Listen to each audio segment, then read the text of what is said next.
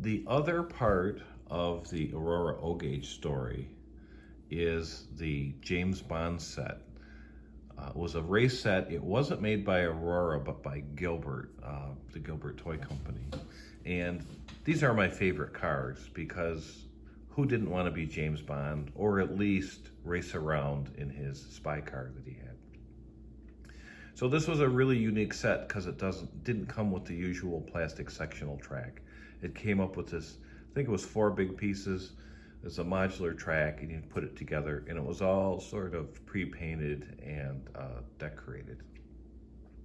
So if you're really interested, there's usually one on eBay, and it's kind of a cool looking set.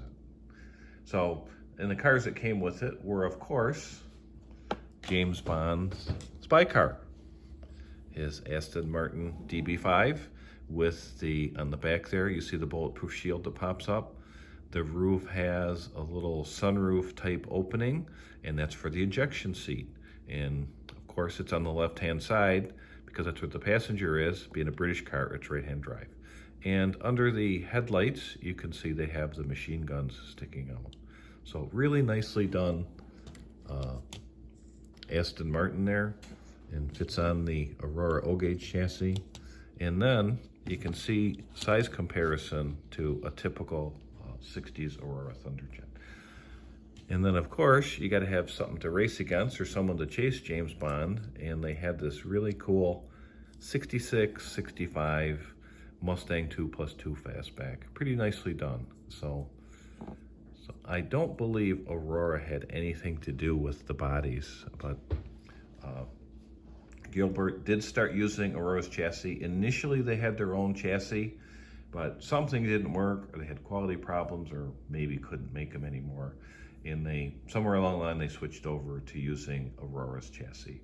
Now these cars, they came in either red or blue, and of course you would get some combination. One of the cars would either be red or blue, the other one would be the opposite color. So there's not a lot of color variation that collectors like to go after. Now these are made by Gilbert, but a lot of people sort of mix them in with the Aurora cars, and that makes sense.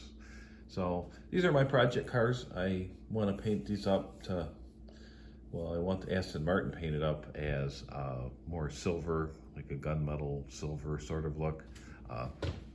Make it look more like James Bond's movie car. And then I also wanted to show the chassis differences, because obviously the chassis is a lot bigger, literally twice as big, but the motor armatures are the same, and the magnets too. The Aurora Thunderjet HO chassis magnets is what was used on the O-Gauge cars. Now, some of the other parts are different. Some of the gears are a lot bigger. The axles are wider, but they're the basic guts of the motor are the same. So you get a car that's twice as big, twice as bulky, say, with the same amount of power, and it seems a little bit slower, but it's just really fun. It's really responsive when you race them, and you can really sort of, drift them a little bit. And that's sort of the challenge and fun of these cars. So if you want to try that yourself, there is going to be an O-Gauge track set up at what I call the Cleveland Sidecar Show. It's actually in Richfield, Ohio, at the Quality Inn, and that's going to be on April 20th.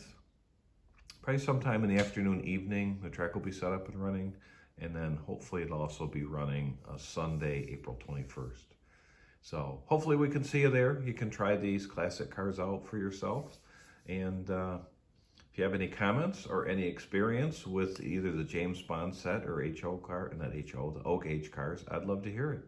So hopefully you enjoyed this, and thanks for watching.